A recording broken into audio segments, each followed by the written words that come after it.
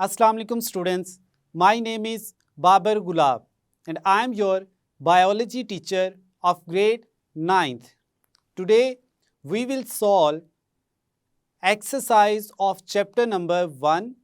To solve this exercise, let's move towards the whiteboard. सबसे पहले हमारे पास how would you define biology and relate it with its major divisions कि biology क्या है इसको define करें और इसकी जो मेजर डिविजन्स हैं उनका एक्सप्लेन करें। सबसे पहले हम देखते हैं बायोलॉजी को। हम कहते हैं biology is the scientific study of life. Next हम कहते हैं the word biology has been derived from two Greek words. First है हमारे पास बायोस जिसका मतलब है लाइफ। दूसरा है हमारे पास लोगोस जिसका मतलब है थॉट्स आर रीजनिंग्स। अब बायोलॉजी की जो मेजर डिविजन्स हैं उसमें हमारे पास है ज़ूलॉजी, बॉटनी और माइक्रोबायोलॉजी।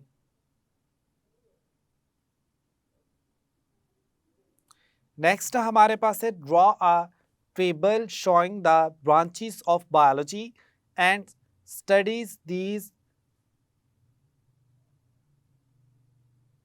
Deal with. अब हमारे पास टेबल है जिसमें डिफरेंट ब्रांचेस है बायोलॉजी की और इसमें किस चीज़ को स्टडी किया जाता है। सबसे पहले मॉर्फोलॉजी, हम कहते हैं deals with the study of form and structures of living organisms. फिर है हमारे पास एनाटॉमी, हम कहते हैं study of internal structures is called anatomy. Next है हमारे पास हिस्टोलॉजी जिसमें हम क्या कहते हैं the microscopic study of tissues is called histology. Cell biology को हम कैसे डिफाइन करते हैं, हम कहते हैं study of structures and functions of cells and cell organelles, जिसमें हम सेल और सेल की जो ऑर्गेनेलिस हैं इनको स्टडी करते हैं। This branch also deals with the study of cell division कि सेल जो है वो डिवाइड करके न्यू सेल्स जो प्रोड्यूस करते हैं इसको भी हम किस ब्रांच में स्टडी करते हैं, सेल बायोलॉजी में। इसी तरह हमारे पास है फिजियोलॉजी, जेनेटिक्स, एम्ब्रियोलॉजी, टेक्सोनॉमी। फिर हमारे पास है palaeontology, environmental biology, social biology, parasitology, biotechnology, immunology, entomology, pharmacology. इन सभी डेफिनेशंस को आपने अच्छे से याद करना है क्योंकि ये एग्जामिनेशन पॉइंट ऑफ व्यू से बहुत इम्पॉर्टेंट है। नेक्स्ट है हमारे पास give points to advocate that biology is linked with physics, chemistry, mathematics, geography and economics. सबसे पहले हम बात करते हैं बायोफिजिक्स की। हम कहते हैं it deals with the study of the principles of physics which are applicable to biological phenomena. For example there is a similarity between the working principle of lever in physics and limbs of animals in biology. अब हम इसमें bio और physics इनको examples के point of view से link कर रहे हैं। नेक्स्ट हम देखते हैं बायोकेमिस्ट्री। इसमें हम कहते हैं it deals with the study of the chemistry of different compounds and processes occurring in living organisms. For example, the study of basic metabolism of photosynthesis, respiration। और इसमें केमिस्ट्री का जो नॉलेज है वो यूज़ होता है और ये दोनों प्रोसेसेस जो हैं ये लिविंग ऑर्गेनिजम्स में होते हैं। सिमिलरली हम देखते हैं कि जो बायोमैथमेटिक्स है it deals with the study of biological processes using mathematical techniques and tools. For example to analyse the data gathered after experimental work biologist have to apply the rules of mathematics कि experiments जब किए जाते हैं तो उसके बाद जो आपके पास डाटा वैल्यूज़ आती हैं तो उस पर मैथमेटिक्स के जो रूल्स होते हैं उनको इम्प्लीमेंट किया जाता है। फिर है हमारे पास biogeography. It deals with the study of the occurrence of different species of living organisms in different geographical regions of the world.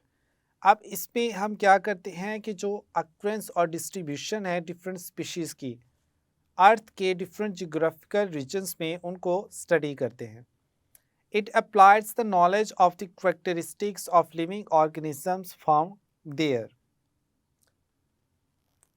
Next है students हमारे पास bioeconomics, the study of the organisms from an economical point of view.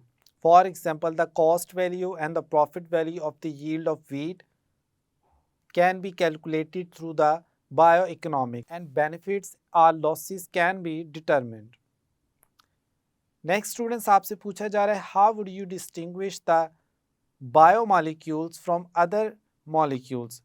What is the criteria for classifying a biomolecule as macromolecule or micromolecules?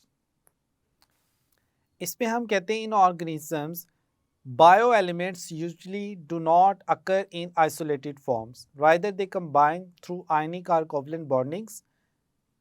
The stable particle formed by such bonding is called a molecule or biomolecule. अब micromolecules और macromolecules को भी देख लेते हैं. Micromolecules are with low molecular weight, for example, glucose, water, etc. Macromolecules are with high molecular weights, for example, starch है, proteins है. अब इनका जो molecular weight होता है वो क्या होता है? हाई होता है. नेक्स्ट हम कहते हैं describe the level of organisation of life, कि लाइफ की ऑर्गेनाइजेशन के जो लेवल्स हैं इनको एक्सप्लेन करें. सबसे पहले हम कहते हैं सब atomic and atomic level, after that molecular level, organelle और cell level, tissue level, after that organ और ऑर्गन सिस्टम लेवल, और फाइनली जो है हमारे पास वो क्या है? Individual level. फिर इसके बाद फर्दर जो हाई लेवल्स हैं हमारे पास, उसमें हमारे पास है population level, community level, biosphere level. Next students आपसे पूछा जा रहा है is there any division of labour among the cells of a colony, कि एक कॉलोनी है ऑर्गेनिजम्स की, क्या इनमें डिवीजन ऑफ लेबर होगी कि जो डिफरेंट सेल्स हैं उनमें काम जो है वो डिवाइड किया गया है और हर एक को उसका टास्क जो है वो असाइन किया गया है. साथ ही साथ आपसे पूछा जा रहा है if you find the division of labour among the cells and tissues what level of cellular organisation is it. वो कहते हैं अगर आपको इन सेल्स में डिवीजन ऑफ लेबर जो है वो अगर देखने को मिलती है तो ये किस लेवल पर सेलुलर ऑर्गेनाइजेशन है. अब इस पे हमारे पास हम देखते हैं आंसर क्या है. अब अगर आपको डिफरेंट जो सेल्स हैं टिश्यूज़ में जो प्रेजेंट हैं या टिश्यूज़ जो हैं उनमें डिवीजन ऑफ लेबर देखने को मिलती है, तो ये सेलुलर ऑर्गेनाइजेशन का कौन सा लेवल होगा ये आपने इसमें बताना है. तो आंसर को हम एक्सप्लेन करते हैं. हम कहते हैं no, there is no division of labour among the cells of the colony, कि जो कॉलोनी में सेल्स हैं उनमें कोई भी डिवीजन ऑफ लेबर नहीं होती. There is a multicellular organization among the cells and tissues. अब organization कौन सी होगी? Multicellular organization. Next students हमारे पास है define biotechnology. ये बहुत ही important short question है, एग्जाम में अक्सर आपसे पूछा जाता है. इसका आंसर क्या है? It deals with the practical applications of living organisms to make substances for the welfare of mankind. यानी इसमें लिविंग ऑर्गेनिजम्स को यूज़ किया जाता है और उनसे डिफरेंट जो प्रोडक्ट्स हैं वो बनवाए जाते हैं और ये प्रोडक्ट्स ह्यूमंस की वेलफेयर के लिए बहुत इम्पोर्टेंट है. फाइनली स्टूडेंट्स हमारे पास है what do you mean by horticulture and how it's related to agriculture, कि हॉर्टिकल्चर क्या है और एग्रीकल्चर से इसका क्या लिंक है. हम कहते हैं horticulture deals with the art of gardening, यानी आप इसको बागबानी भी कहते हैं उर्दू में. A horticulturist work for the betterment of existing varieties and for the production of new varieties of ornamental plants and fruit plants. अब ये ornamental plants कौन से हैं? वो plants जो कि डेकोरेशन पर्पस के लिए यूज़ किए जाते हैं और साथ ही साथ फ्रूट प्लांट्स के लिए. स्टूडेंट्स आज के लेक्चर में हमने एक्सरसाइज को सॉल्व किया। आपने एक्सरसाइज की अच्छे से प्रैक्टिस कर लेनी है और एक्सरसाइज के जो MCQs हैं, शॉर्ट क्वेश्चंस हैं और अंडरस्टैंडिंग द कॉन्सेप्ट्स हैं, इनको अच्छे से रिवाइज करना है और याद भी करना है। मिलते हैं नेक्स्ट लेक्चर में। अल्लाह हाफिज़।